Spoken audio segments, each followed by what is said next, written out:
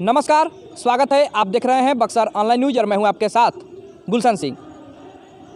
पंचायत चुनाव के बाद अब नगर परिषद का चुनाव जो है उसकी सरगर्मियां देखने को अब शहर में मिलने लगी है। हर जगह पर पोस्टर बैनर भी लोगों का दिखने लगा है, जो अपने आप को कोई वार्ड सदस्य का प्रत्याशी मान रहा है, कोई चेयरमैन पद के लिए अपने आप को प्रत्याशी मान रहा है। और लोग जो हैं वो जो प्रत्याशी खुद को मान रहे हैं या फिर आने वाले नगर परिषद के चुनाव में चुनाव लड़ने वाले हैं, वो लोग अब लोगों को अपने फेवर में करने के लिए जो है तैयारियां भी है जो शुरू कर चुके हैं। इसी बीच बक्सर नगर परिषद के जो कार्यपालक पदाधिकारी हैं या फिर जो बक्सर नगर परिषद के जो कर्मचारी हैं, उन लोगों पर लगातार जो है भ्रष्टाचार का आरोप लगते रहा है। और अभी बीते दिनों एक हमारे ही बक्सर ज़िले के युवा चेहरा हैं, युवा नेता हैं रामजी सिंह, जो कि कुछ दिन पहले मुख्यमंत्री के पास भी भ्रष्टाचार को लेकर के शिकायत वहां पर जाकर के और शिकायत पत्र दिए थे मुख्यमंत्री पटना में जाकर के।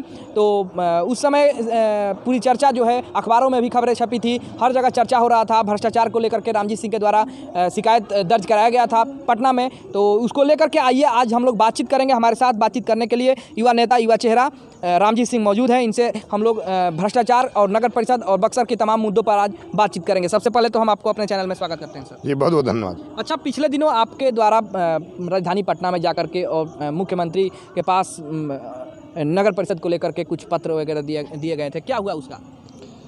आवेदन दिया गया है, रिसीविंग वहाँ से मिला है मुख्यमंत्री कार्यालय से। और उस दिन नगर विकास मंत्रालय में भी हम लोग दिए हैं और वहाँ पे कुछ बातें भी हुई हैं। कार्रवाई तो तय है, कार्रवाई तय है, क्योंकि हम लोग जब भी कोई अभियान छेड़ते हैं, आंदोलन करते हैं, तो उसका भावी परिणाम आता है। किसी भी अभियान से हम लोग कभी पीछे नहीं हटे हैं अभी तक, और इसमें भी भावी परिणाम आएगा।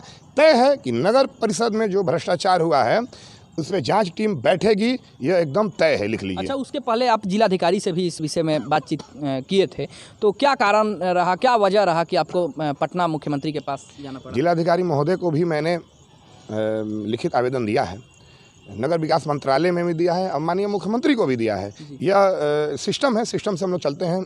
और इसके बाद भी एक बहुत बड़े स्तर पे और तैयारी हो रही है, क्योंकि यहाँ पे अभी बोलना मैं उचित नहीं समझ रहा है, लेकिन एक आध सप्ताह के बाद आपको यह जानकारी मिल जाएगी। मैं पूर्ण रूप से कॉन्फिडेंस में हूँ कि जो भ्रष्टाचार बक्सर नगर परिषद में हुआ है उसमें जाँच टीम बैठेगी और सबके सामने दूध का दूध, पानी का पानी होगा। उसके लिए किसी भी हद तक हम लोग को जाना पड़ेगा, हम लोग जाने के लिए तैयार है। हमारे टैक्स के पैसे को कोई यूं ही लूट के चला जाएगा और कुछ जनप्रतिनिधि अपने कमीशन के चक्कर में चुप रहेंगे तो क्या सब लोग मुर्दा हैं?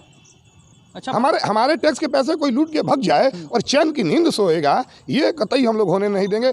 और मैं आपको बता दूं कि नगर परिषद में जो भ्रष्टाचार हुआ है और जो हो रहा है, मैं जन्म प्रमाण पत्र से लेके और घर के नक्शा बनाने तक अभी कई ऐसे मामले मैंने लगातार अधिकारियों को मेरे पास आ रहा है, जो बक्सर शहर के लोग हैं और जिनको प्रताड़ित किया जा रहा है रिश्वत के लिए, वैसे लोग आ रहे हैं। और मैं पूरी उसकी फाइल बना रहा हूं और बहुत जल्द आप देखिएगा। और मैं आपसे भी आग्रह करूंगा कि जब वो वैसी स्थिति आएगी तो आप भी अपने न्यूज़ पोर्टल के माध्यम से आप जनता के बीच में रखिएगा। अच्छा, किस तरह का भ्रष्टाचार का आप लोग मुद्दा उठा रहे हैं? किस तरह का भ्रष्टाचार कई तरह के होते हैं, तो नगर परिषद में मुख्य भ्रष्टाचार क्या है? देखिए, नगर परिषद में अगर भ्रष्टाचार गिनवाने लगेंगे तो आपकी उंगलियां कम पड़ जाएंगी। नगर परिषद में केवल भ्रष्टाचार ही है। आप एक साधारण व्यक्ति बन के जाइए, ये मैक वगैरह रख के जाइए या नकाब पहन लीजिए, कोई आपको पहचाने ना, और जाइए एक जन्म प्रमाण पत्र के लिए जाइए और देखिए।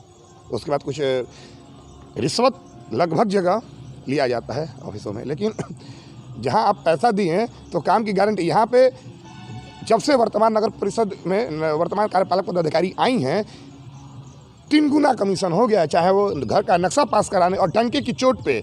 ये तो मैं दाद भी देता हूँ वैसे नगर परिषद के लोगों को कि एकदम टंके की चोट पे वो रिश्वत लेते हैं। और मैंने इस स्थिति में है कि जाइए, जिसको जहाँ कहना है कहिए, कोई अंतर पड़ने वाला नहीं है। क्या लगता है कोई जो बड़ा कोई पावर में, जो सत्ता में, उसका क्या इनको संरक्षण? अरे कुछ नहीं, ये भौकाल है। एक व्यक्ति से मैंने पूछा इनके बारे में, कुछ जानकारी चाहिए थी जब मैं आवेदन लिख रहा था, तो वो डिमोरलाइज करने के लिए, अरे इनका यहाँ तक है, वहाँ तक है, केवल मुख्यमंत्री के यहाँ हम लोग रिसीव करवाएं तो देख लिए कि स्थिति क्या है। कार्रवाई एकदम तय है। नगर विकास मंत्रालय के पदाधिकारी, मैं नाम नहीं बता सकता यहाँ पे, उन्होंने कहा कि विक्रमगंज पकड़ में आ गए जो धर्मेंद्र जी जो यहाँ के डीएम है, आईएएस अधिकारी के कलम में कितनी ताकत होती है शायद आपको पता होगा। कार्रवाई एकदम तय है, आप 5 महीना 6 महीना उसको टाल सकते हैं, रोक नहीं सकते हैं कार्रवाई। तो और मैं बता रहा हूँ विक्रमगंज एक अनुमंडल, बक्सर एक जिला मुख्यालय है, वहाँ से ज़्यादा की खरीदारी यहाँ पे हुई है, वहाँ से ज़्यादा। यहाँ पे अगर केवल जांच अगर कायदे से हो गया बिना किसी दबाव में, तो विक्रमगंज में जो घोटाला हुआ है, जो डीएम के नज़र में आ गया है, जिन्होंने डीएम ने आदेश दिया एफआईआर करने के लिए, बहुत बड़ी बात है। बिहार प्रशासनिक सेवा के एक अधिकारी पे एक आईएएस अधिकारी एफआईआर करने का आदेश देते हैं, ये मामूली बात है। और उससे बड़ा घोटाला यहाँ पे हुआ है, उससे ज़्यादा भ्रष्टाचार यहाँ पे जिला मुख्यालय है, और यहाँ पे अगर निष्पक्ष रूप से अगर जांच हो जाए तो उससे बड़ा घोटाले का यहाँ पे प्रकाश में आ जाएगा सबके सामने। अच्छा, जब आप बता रहे हैं कि पूरा नगर परिषद जो है भ्रष्टाचार की चपेट में है, तो एक कार्यपालक पदाधिकारी, एक व्यक्ति, एक ऑफिसर के से तो ये संभव नहीं है। इसमें तो और सारे लोग जो हैं, सफ़ेद पोस्ट भी लोग इसमें शामिल होंगे, तभी तो इतना बड़े पैमाने पर सब लोग गिरफ्त में आएंगे।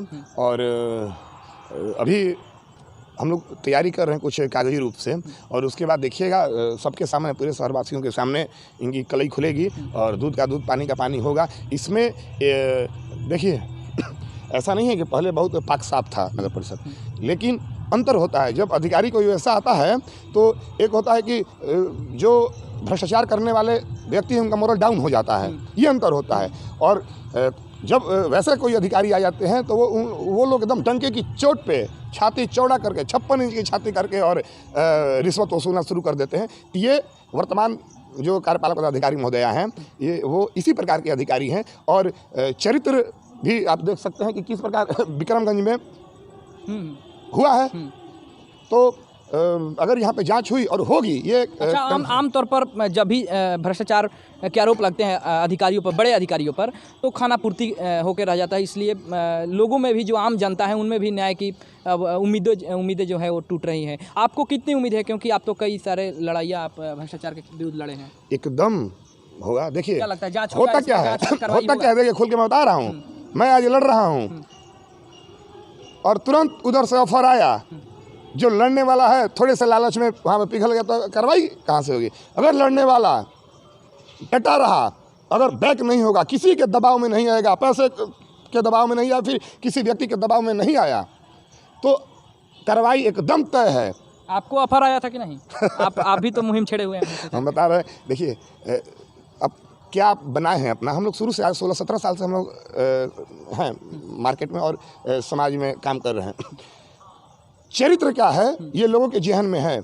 अगर शुरू से आपने अपने आप को बनाया क्या है, हम लोग ने जो बनाया है अपने आप को अपने कर्म के अनुसार, कोई व्यक्ति हम लोग पे दबाव नहीं दे सकता है। कोई व्यक्ति, कोई कितना भी बड़ा व्यक्ति हो, हम लोग क्यों, उसका कारण है किसी भी दरबार के दरबारी बन के हम लोग आज तक काम नहीं किए हैं। किसी भी दरबार में हम लोग अभी झुके नहीं हैं। हम लोग जितनी शक्ति है, जितनी क्षमता है, उस हिसाब से हम लोग निष्पक्ष होकर काम करते हैं। इसीलिए झुकने का सवाल नहीं होता। और इसी बल पे मैं कह रहा हूँ कि जहाँ ईमानदारी रहती है वहाँ जीत होती है। नगर परिषद बक्सर में जो भ्रष्टाचार हुए हैं, बक्सर की जनता के पैसे को लूटा गया है, डाका डाला गया है और अभी तक लूटा जा रहा है। यह खुलेगा, ये पूरा मामला सबके सामने आएगा, ये विश्वास है। और उसके लिए हम लोग लगातार अभी लगे हैं और एक आध सप्ताह में आपको भी जानकारी मिल जाएगी। अच्छा, बरसात जो है वो शुरू होने वाला है और आप भी शहर में बहुत वर्षों से रह रहे हैं, बक्सर शहर की स्थिति भी आप जानते हैं।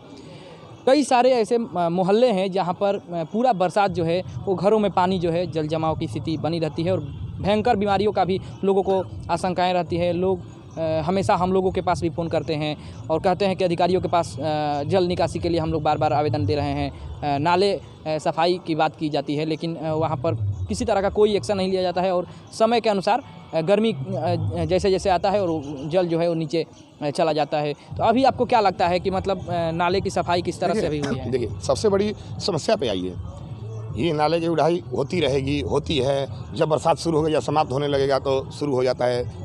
ये इसके पीछे भ्रष्टाचार का नंगा नाच है।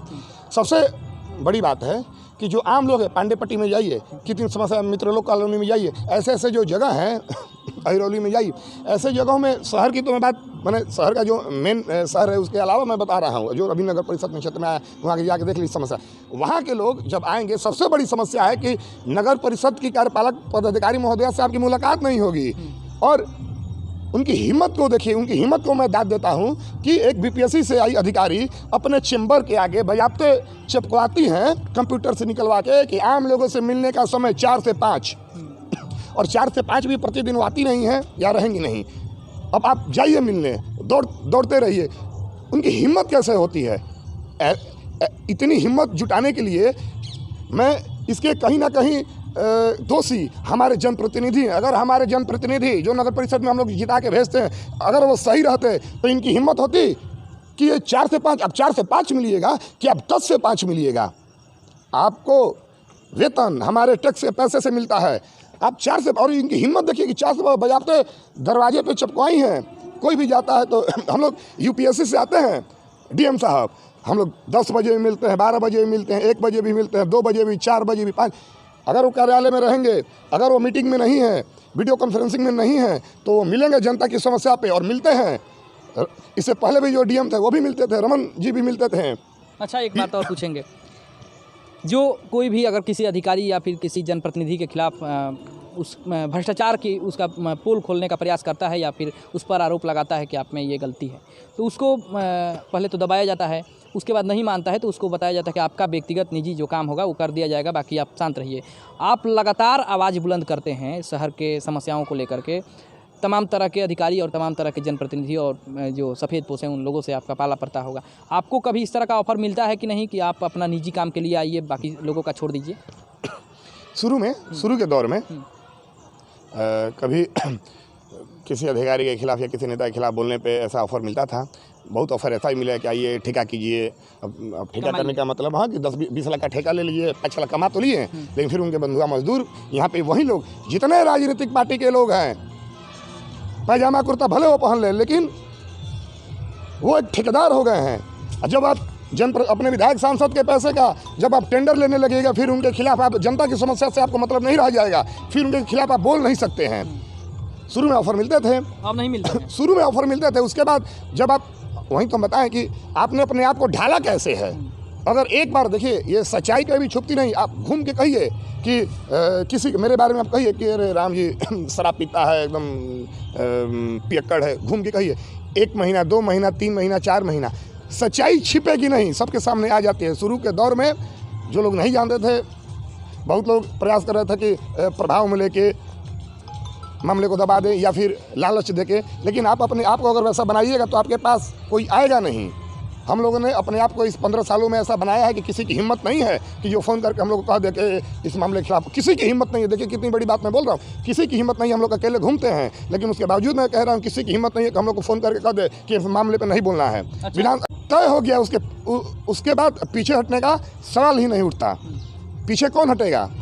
पीछे कौन हटेगा? जो कहीं दबाव में होगा, किसी दरबार का दरबारी बन के काम किया होगा, वो बैक होगा। हम लोग किसी के प्रभाव में काम नहीं किए हैं और इसीलिए हम लोग पीछे हटने का सवाल ही नहीं है। और देखिएगा, मैं 110% एकदम कन्फर्म हूँ कि बक्सर में नगर परिषद का जो घोटाला हुआ है, इसमें जांच टीम बैठेगी और बहुत बड़ा बदलाव आपको देखने को मिलेगा आने वाले दिनों में। जी, आप अपना कीमती समय हमको दिए, इसके लिए आपको बहुत बहुत धन्यवाद। जी, बहुत बहुत धन्यवाद आपको भी। ये थे अभी हमारे साथ युवा नेता रामजी सिंह, जिन्होंने बताया कि ये भ्रष्टाचार के खिलाफ लगातार आवाज़ बुलंद कर रहे हैं। नगर परिषद के खिलाफ भी ये जो है, जो जिला पदाधिकारी हैं उनसे भी शिकायत कर चुके हैं। जो मुख्यमंत्री हैं उनके पास भी इनके द्वारा आवेदन दिया गया है और ये मांग किया गया है कि जांच करके उचित कार्रवाई किया जाए। और आने वाले चुनाव को देखते हुए ऐसा लग रहा है कि चुनाव के दौरान यदि इस तरह से जांच हुए तो बहुत बड़े पैमाने पर यहाँ पर बदलाव भी जो है वो देखने को मिलेंगे, क्योंकि भ्रष्टाचार जो है वो काफ़ी समय से होते आ रहा है और नगर परिषद पर काफ़ी लंबे समय से भ्रष्टाचार के आरोप लगते रहे हैं। लेकिन इस बीच अगर चुनाव से पहले जांच हो जाती है तो बहुत सारे लोग जो हैं, जो जनप्रतिनिधि हैं या जो ठेकेदार हैं या फिर जो अधिकारी हैं या जो कर्मी हैं, वो लोग उस जाँच के जद में आ सकते हैं। बने रहिए हमारे साथ, फिर मिलेंगे। धन्यवाद।